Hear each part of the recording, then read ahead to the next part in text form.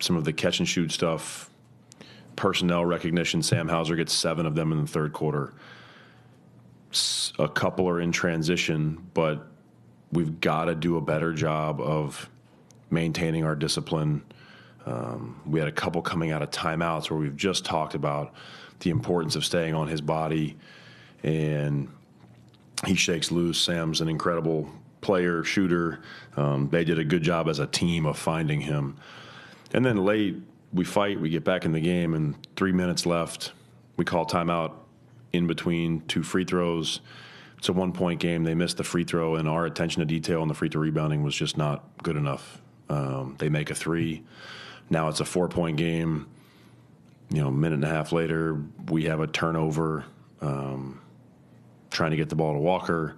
They come down, Hauser hits a transition 3, and like those 2 plays, it's a 6-point swing that is hard to recover from, as the game is winding down. So those are really good learning moments for our group as we continue to try to understand and grow into a winning team.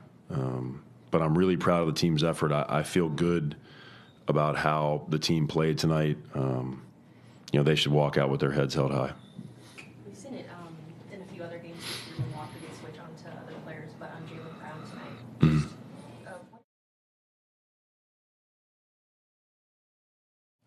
I think that Walker's improvement has mainly been absorbing the bump when people try to get to his body and then stay down on shot fakes.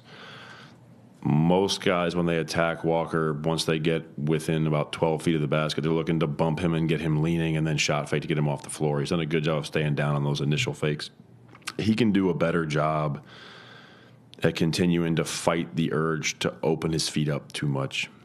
I think there's probably a couple of those ISOs throughout the game where his stance is just way too open. And the problem is that it just makes those drives so direct that it creates an urgency from his teammates to think they have to help, and we give up a few catch and shoots.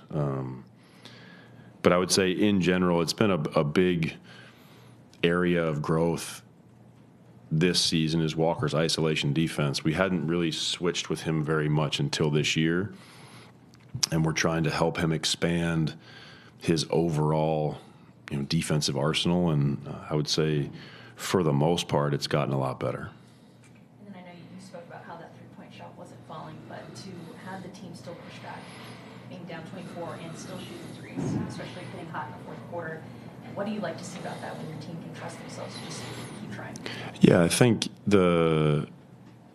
especially on offense, the result can mess with your brain. And, I'll use John as an example. He's 2 for 11 from 3. I think he took 11 good threes, and John shot the ball well this season. So you have to fight the urge to miss 2, and now we got to go to something else. I thought the team understood that we had generated some pretty good looks that hadn't gone in, and we were trying to continue to generate those same types of looks.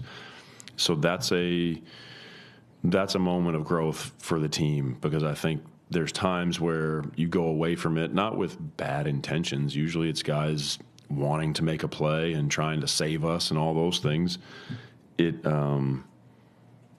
it can disrupt the rhythm of your offense when we don't trust the types of shots that we've developed, whether or not they go in. Spoke about team rebounding in the pregame, and it was 57-53. What did you see from the team in being able to get those boards? Who had my box score says 48-47. Who had 57? I have NBA.com 57-53. Well, I would never go against NBA.com. Did they have 57 or us? You did. Oh. Rebounding has been an emphasis all season. Sorry, I didn't know where to go from there. Rebounding's been an emphasis all season.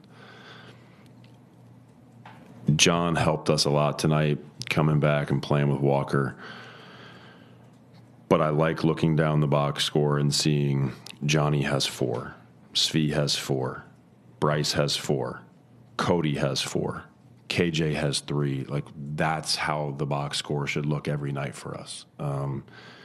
It can't just be about one person. And especially with how much crashing there is in the league now, the perimeter players have a much bigger responsibility.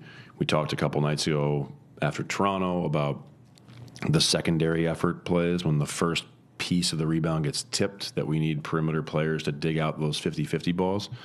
And you give yourself a chance to win when you do that. You know, we've had plenty of conversations post-game about the math just being against you in certain moments, and turnovers is a big one for us, but rebounding has been an emphasis from the first day of training camp. And then how did you see the team go through those rookie shooting or missing shots to keep push through and keep going along the game? Yeah, I think the guys have been really resilient all year, and tonight's game was another example of that, where they don't quit, they stick together. The camaraderie amongst the group is really at a high level right now. They're encouraging each other. They're trying to pick up guys who maybe aren't shooting well, trying to instill some belief in them. So that's what a high-functioning team does, is that you understand what the goal is, you understand your own process, and you have, you know, the ultimate belief in it as a group. And we talk a lot about when things are going well for you, you need to look and try to find somebody else to pull with you.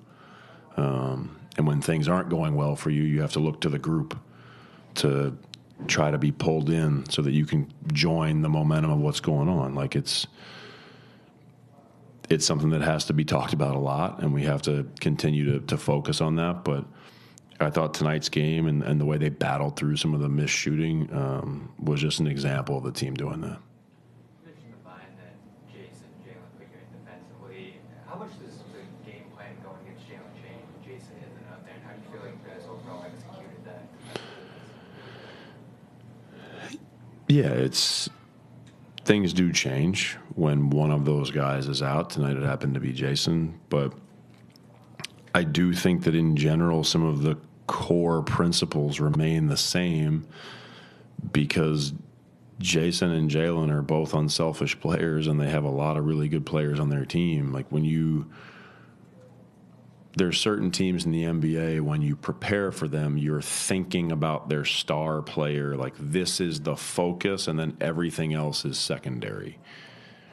When you play the Celtics, it's about the holistic thing that they do, and they generate a bunch of really good catch-and-shoot threes. They put pressure on the rim out of some perimeter isolation.